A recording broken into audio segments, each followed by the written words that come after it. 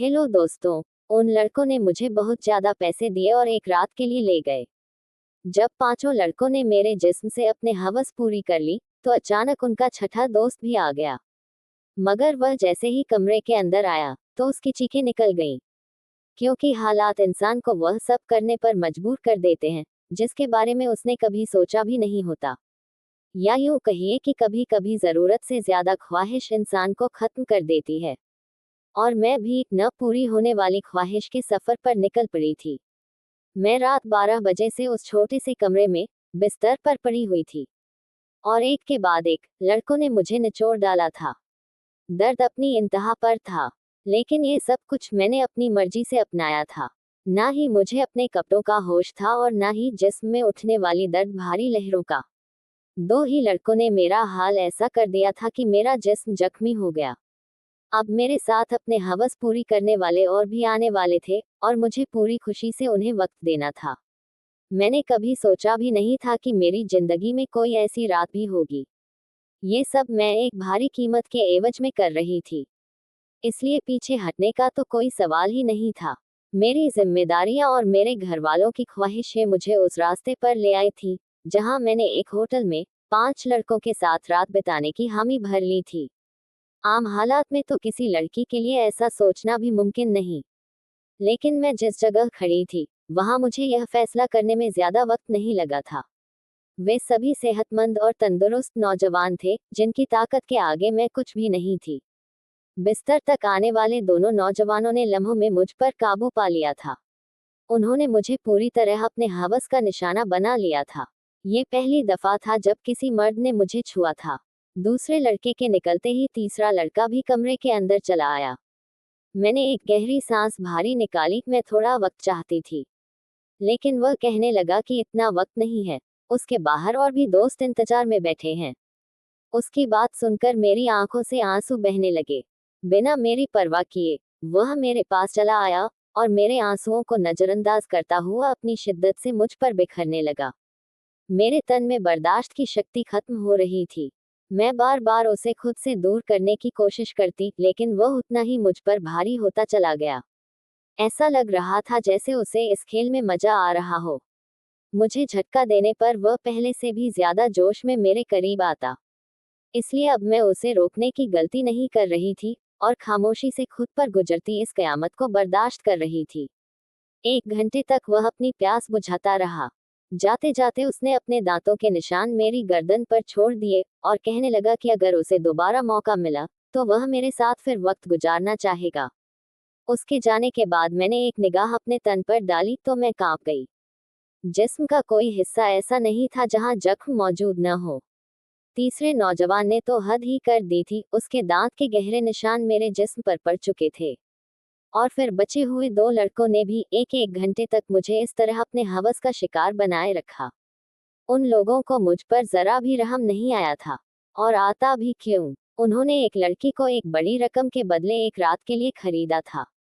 वे तो बस अपना हिस्सा वसूल कर रहे थे, और यह एक रात मेरी जिंदगी की काली रात बन गई थी। मेरा हाल ऐसा था कि मुझे कुछ होश नहीं रहा था। मैं खुद से करवट बदलने के काबिल भी नहीं थी। आहिस्ता आहिस्ता तकलीफ से मेरी आंखें बंद होने लगी थीं, और तभी उन लड़कों ने मुझे बताया कि उनका एक छोटा दोस्त भी आ गया है। मुझमें अब इतनी भी हिम्मत बाकी नहीं बची थी कि मैं उन्हें इनकार कर पाती या विरोध कर सकती। जैसे ही छोटा लड़का कमरे में दाखिल हुआ और मेरे बिस्तर के करीब आया, तो मुझे देखकर उसकी चीखें निकल गईं। उस लड़के की चीखें क्यों निकली, वजह जानकर आपके भी रोंगटे खड़े हो जाएंगे। मेरा नाम मधु है और मेरी उम्र सिर्फ 22 साल थी। मैंने ग्रेजुएशन कर रखी थी, लेकिन आज के दौर में ग्रेजुएशन कुछ भी नहीं होती। लोग बीएड करके फिर भी डिग्री हाथ में लिए सड़कों की धूल समेट रहे होते हैं।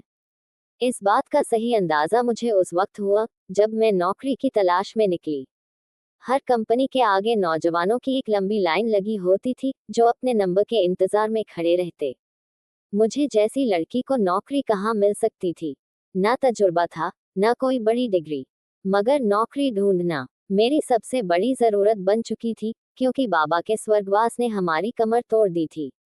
बाबा घर के अकेले कमाने वाले थे, और हम 3 बहनें बिन ब्याही घर में मौजूद थीं। मेरी बड़ी बहन ज्यादा पढ़ी लिखी नहीं थी, इसलिए कमाने की जिम्मेदारी मेरी ही थी। बाबा की मौत के बाद पूरा घर मेरे कंधों पर आ गया था। घर से बाहर निकली तो होश ठिकाने आ गए। मैं बाहर की दुनिया को बहुत आसान समझ रही थी, लेकिन अब समझ आया कि बाबा कितनी मेहनत से हमारे लिए रोटी कमाते थे। मैं हमेशा बाबा से इस बात पर नाराज रहती थी कि वह हमारी ख्वाहिशें पूरी नहीं करते। मेरी नाराजगी पर बाबा का चेहरा हमेशा उतर जाता। वो बहुत मोहब्बत से मुझे पुकारते, मधु बेटी, तू फिक्र ना कर, एक दिन तेरा भाग्य भी जागेगा। लेकिन मुझे वो दिन अपनी किस्मत में आता नजर नहीं आ रहा था। और फिर बाबा नींद में ही ईश्वर को प्यारे हो गए। जब हमें ये खबर सुबह मिली कि बाबा हमारे बीच नहीं रहे, तब हमें इस बात का एहसास हुआ कि बाबा हमारे लिए कितने अहम थे। जब तक वो हमारे सर पर मौजूद थे, कम से कम दुनिया की बुरी नजर और रोटी जैसी बुनियादी जरूरत से तो हम महफूज थे। बाबा के निधन के कुछ दिन बाद तक पड़ोस वालों और रिश्तेदारों ने मदद की, लेकिन धीरे धीरे सब अपनी जिंदगी में व्यस्त हो गए। आज के दौर में कौन किसी का पेट पालता है।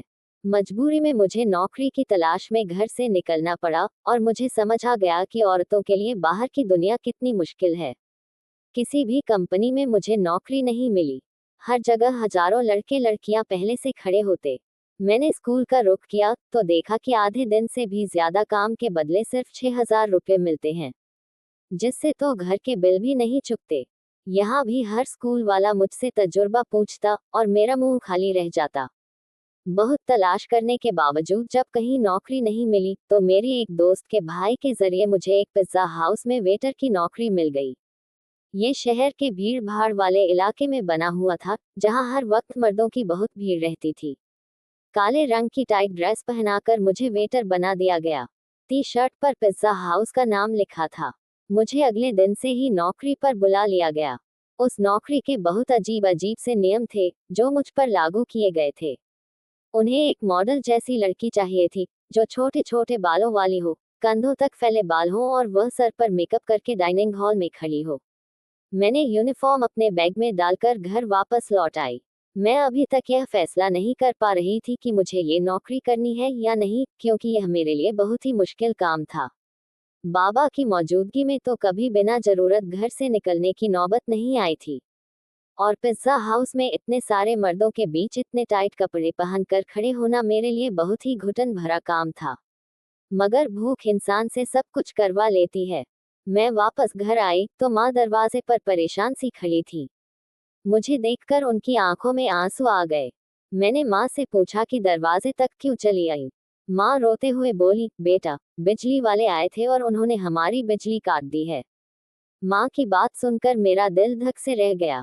गर्मी जोरों पर थी और ऐसे में बिना बिजली के गुजारा करना बहुत मुश्किल था। पिछले 2 महीने से हम बिल नहीं भर पाए थे, और शायद इसलिए बिजली कट गई थी। माँ के आंसू ने मेरे लिए फैसला आसान कर दिया था। मैंने माँ को गले लगाया और उन्हें बताया कि मुझे एक अच्छी जगह नौकरी मिल गई है, और कल से मुझे ज्वाइन करना है। माँ ने मेरे सिर पर हाथ रख कर कहा, अब तुम ही मेरा सहारा हो और तुम्ही को अपनी दोनों बहनों की शादी करनी है। माँ ने एक बार फिर सारी जिम्मेदारी मेरे कंधों पर डाल दी थी, और मैं सोच रही थी कि यह जिम्मेदारी कैसे निभाऊंगी। लेकिन निभाना तो मुझे ही था। माँ पूछ रही थी कि मुझे नौकरी कहाँ मिली है, लेकिन मैं उन्हें नहीं बताना चाहती थी कि मैं कहाँ नौकरी कर रही हूँ। इसलिए मैंने माँ से कह दिया, एक बड़ी सी कंपनी है, एक अच्छी नौकरी मिल गई है। मेरी नौकरी का वक्त दोपहर 3 बजे से रात 11 बजे तक था, और यह बात मैंने बड़ी मुश्किल से माँ को बताई थी। मेरी नौकरी का समय सुनकर माँ हैरानी से देखने लगी। ये कौन सी कंपनी है जहाँ दोपहर 3 बजे बुलाया गया है। मैंने झूठ कह दिया, ये एक मल्टीनेशनल कंपनी है जो 24 घंटे चलती है। इस वक्त हमें पैसों की इतनी जरूरत थी कि माँ ने और ज्यादा सवाल नहीं किए, बल्कि मुझे तरक्की की ढेर सारी दुआएं दी। अगली दोपहर 2 बजे ही मैं पिज्जा हाउस के लिए रवाना हो गई। मुझे क्या खबर थी कि यहाँ से मेरी किस्मत मुझे कहाँ ले जाने वाली है। मैंने पिज्जा हाउस में आकर अपना यूनिफॉर्म बदला। मुझे दरवाजे के पास खड़ा कर दिया गया, और मैनेजर ने कहा, आज तुम्हारा पहला दिन है, हर आने जाने वाले को इज्जत से वेलकम करोगी। फिर उसने गुस्से से कहा, ये कैसा मुंह लेकर आए हो, पहले मेकअप करो। मैनेजर की बात सुनकर मैं शर्मिंदा हो गई क्योंकि मेरे पास कोई मेकअप नहीं था। मौजूद एक दूसरी लड़की ने अपने मेकअप से मेरी मदद की और बड़ी तेजी से मेरे चेहरे पर ब्रश चलाया। जब मैंने आईने में खुद को देखा तो हैरान रह गई। मुझे तो मालूम था कि मैं खूबसूरत हूँ और मेरा रंग साफ है, लेकिन थोड़े से मेकअप के बाद मैं और भी निखर गई थी। मैं खुद को आईने में देख ही रही थी जब वो लड़की कहने लगी, लो, खूबसूरती देखकर ही तो यहाँ रखते हैं, वरना काम करने वाले तो बहुत मिल जाते हैं। मैं समझ गई थी कि ये नौकरी मेरे हुनर की वजह से नहीं, बल्कि खूबसूरती की वजह से मिली है। ये सब मेरे लिए बहुत भारी था। मैं 3 बजे से दरवाजे पर खड़ी होकर आने वाले मर्दों और औरतों को वेलकम कर रही थी। यहाँ औरतों की तादाद कम ही थी। शाम तक मेरे पैरों में बहुत दर्द हो चुका था और मुझे अब वापस बस पकड़कर घर भी लौटना था। रात 12 बजे के करीब जब मैं घर पहुंची तो माँ मेरे इंतजार में जाग रही थी। मैंने माँ के साथ बैठकर खाना खाया और तुरंत बिस्तर पर लेट गई। मुझे बाबा की बहुत याद आ रही थी। बाबा मेरे सबसे ज्यादा नखरे उठाते थे, फिर भी मैं हमेशा उनसे किसी ना किसी बात पर रूठ जाती थी। पैरों की तकलीफ से तड़पते तड़पते कब नींद आ गई, पता ही नहीं चला। अगले दिन मैं फिर 2 बजे के करीब घर से निकल गई। आज मुझे दरवाजे के पास नहीं खड़ा किया गया था, बल्कि ऑर्डर लेने का काम दिया गया था। ये काम मुझे थोड़ा आसान लगा था, लेकिन जल्द ही समझ आ गया कि यह काम बिल्कुल भी आसान नहीं था। मैं जिस टेबल पर जाती वहां मर्द मुझे ऊपर से नीचे तक देखते, अक्सर मुस्कुराते और मुझे भी मुस्कुराहट जाहिर करनी पड़ती, क्योंकि ये नौकरी का नियम था। जानबूझकर ऑर्डर देने में देर करते, कभी कभी तो इतने करीब आ जाते कि मेरी सांस रुकने लगती। अब मुझे समझ आने लगा था कि ये पिज्जा हाउस जैसे वेटर लड़कियों की वजह से ही चलता है। दिन तेजी से गुजर रहे थे। मुझे यहाँ काम करते करते 1 महीना हो गया था। इस 1 महीने में बहुत कुछ ऐसा हुआ जो मेरे लिए अजीब था। मर्दों की अजीब अजीब हरकतें, डबल मीनिंग बातों का इस्तेमाल, ऑर्डर के बहाने करीब आना, ये सब आम बात थी। लेकिन इस नौकरी से मुझे टिप के अच्छे पैसे मिल जाते थे।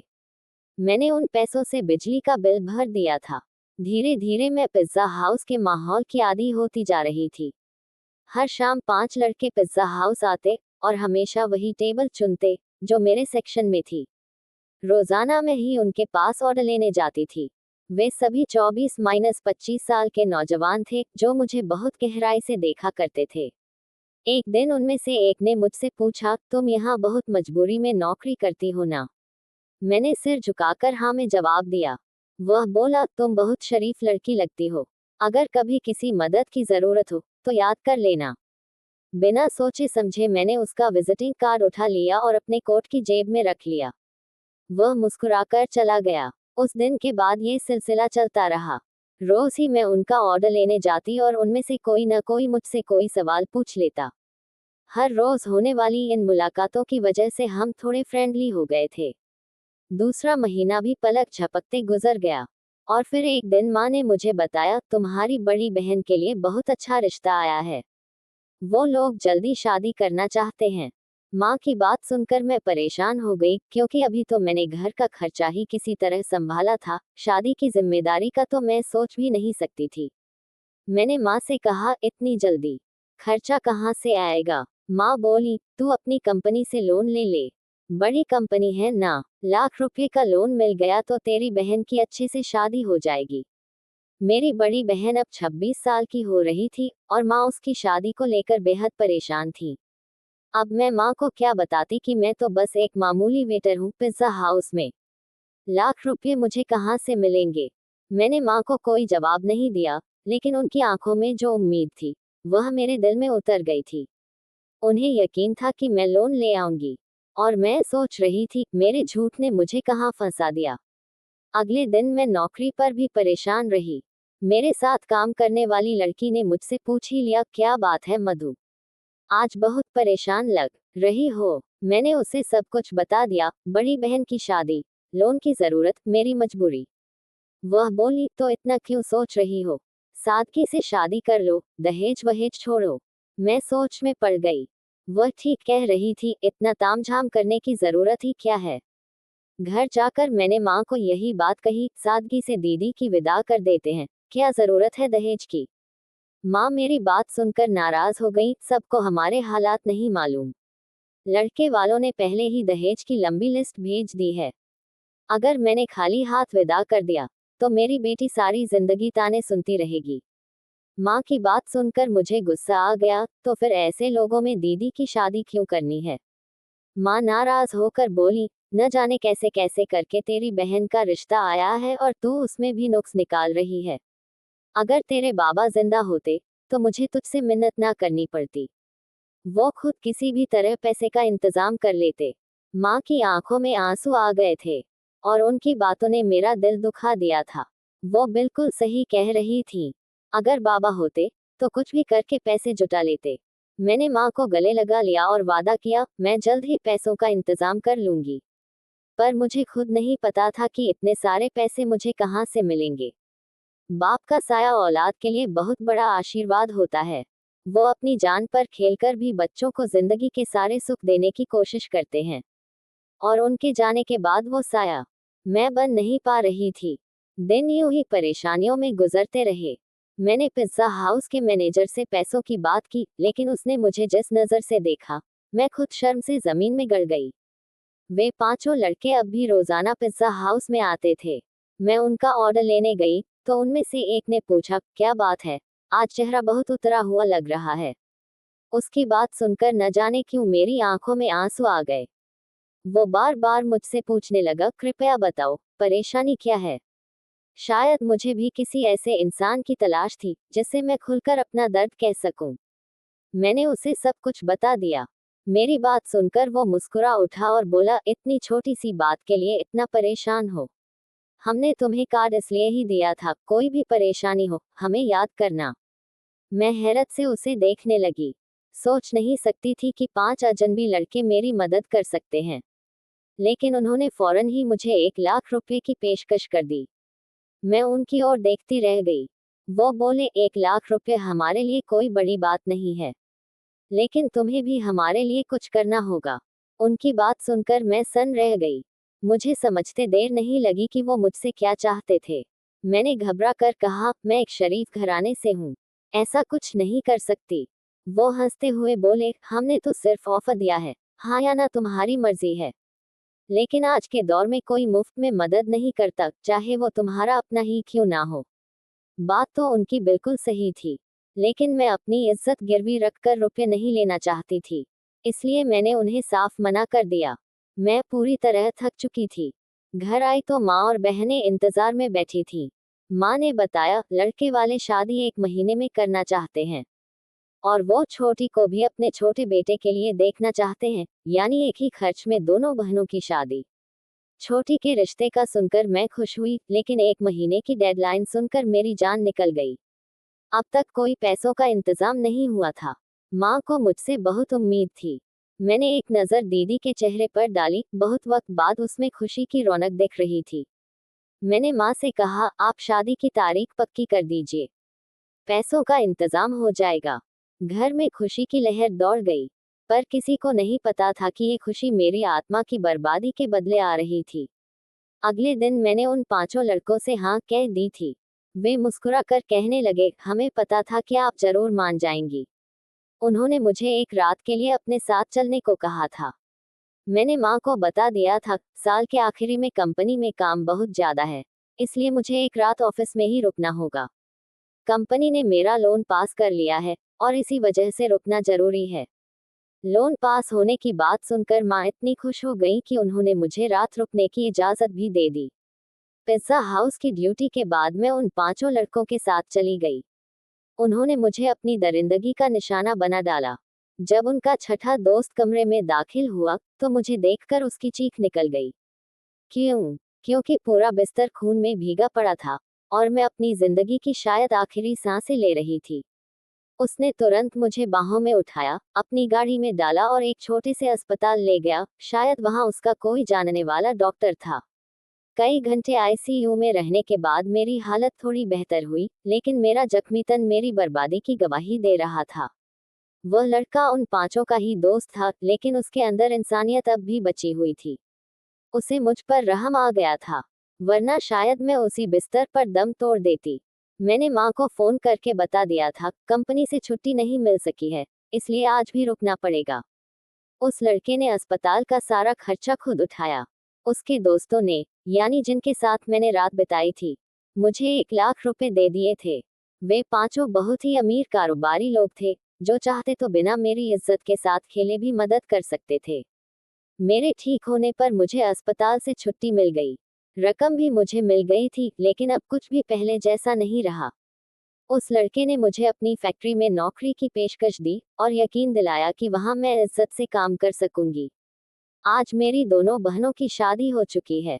मैं उस लड़के की फैक्ट्री में काम कर रही हूँ। एक बात मैंने अच्छे से सीख ली है, आज के दौर में बिना मतलब कोई किसी की मदद नहीं करता। हमेशा कामकाजी लड़कियों को इज्जत की नज़र से देखें, क्योंकि वे बहुत ही मजबूरी के हालात में घर से बाहर निकलती हैं। चाहे वे टाइट कपड़े पहनकर पिज्जा हाउस के दरवाजे पर क्यों न खड़ी हो, उनके पीछे भी एक अधूरी कहानी होती है, एक मजबूरी होती है।